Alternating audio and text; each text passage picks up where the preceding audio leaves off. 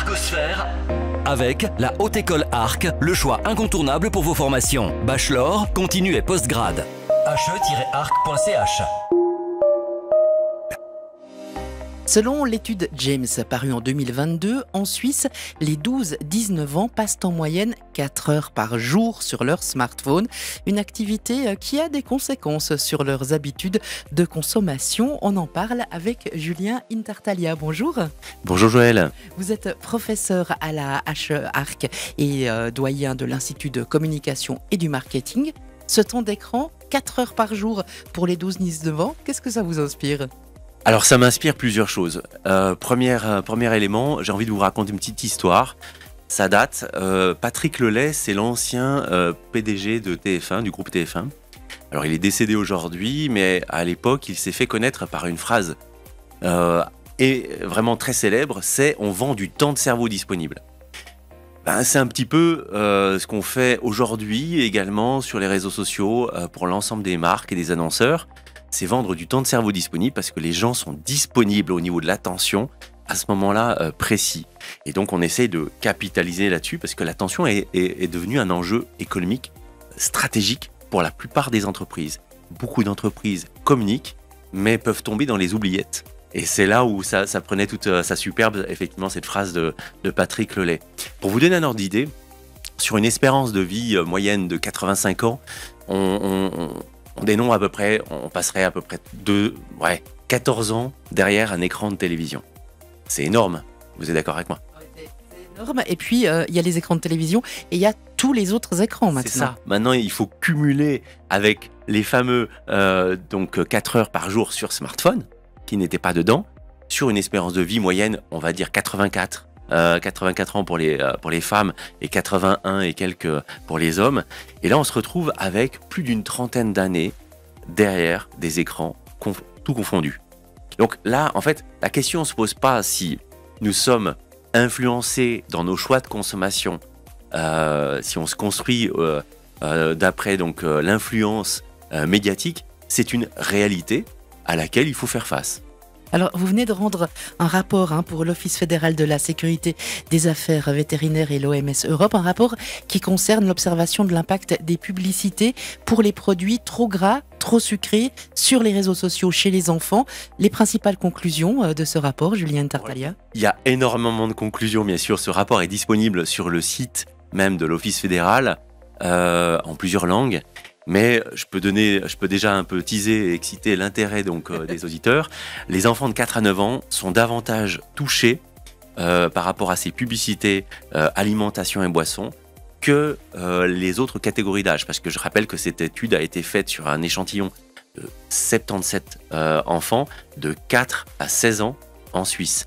L'intérêt, ce qui était intéressant dans cette étude et qui était inédit, parce qu'aucune étude de par le passé a été faite sur cet aspect-là, c'était la capacité, par une technologie spécifique qu'on appelle Reality Meter, qui vient d'une méthodologie de l'OMS Europe, et qui permettait de capter en direct l'ensemble des publicités pour les produits trop riches en sucre, en gras.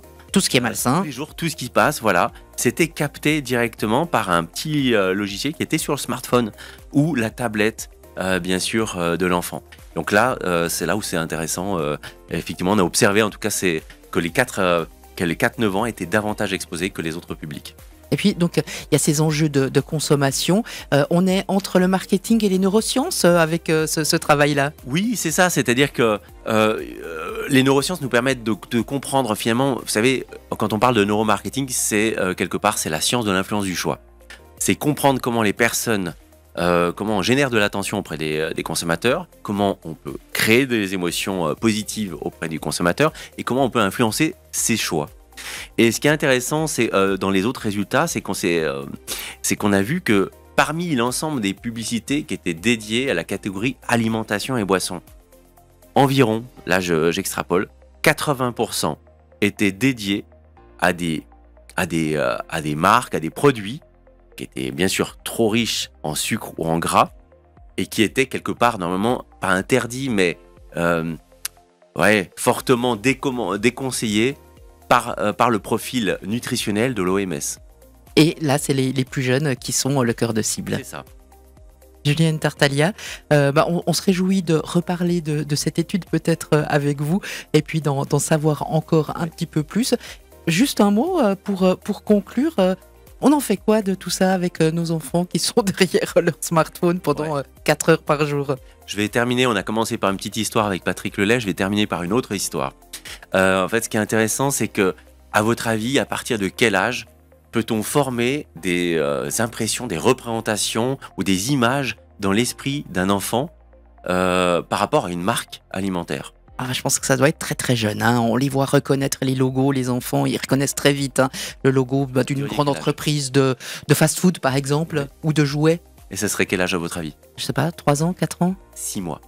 Il y a une étude neuroscientifique qui a été faite qui permet donc, et c'est ça qui est intéressant dans les études neuroscientifiques, c'est qu'on dépasse le verbal, la capacité d'une personne à pouvoir exprimer, à récupérer de l'information donc dans sa mémoire sur des choses qu'il aurait vues et qu'il est capable donc d'exprimer. Là, on est sur quelque chose où en fait on observe ce qui se passe dans son cerveau, dans des zones donc, qui sont en lien avec reconnaissance, l'hippocampe, la mémoire, zone de conscience.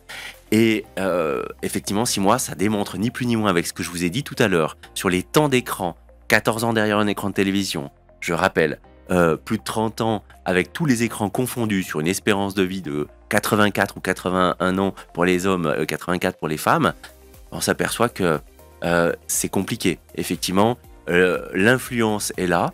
Et ce qui est intéressant, c'est peut-être de réfléchir sur l'éducation à la consommation, aux médias, mais d'une manière peut-être un peu plus immersive et aussi en lien avec tout simplement la réalité peut-être d'exposition là-dessus. Encore un dernier chiffre, 30 milliards de shorts YouTube sont vus chaque jour.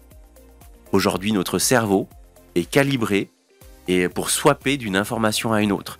Là où la plupart des médias traditionnels ont du mal à capter l'attention, maintenant on arrive sur un média comme YouTube à être sur le premier média audiovisuel des générations qui sont montantes. On vous remercie beaucoup pour ces explications qui ont créé un petit peu d'angoisse quand même. Bonne journée, à bientôt. Merci beaucoup, au revoir, à bientôt.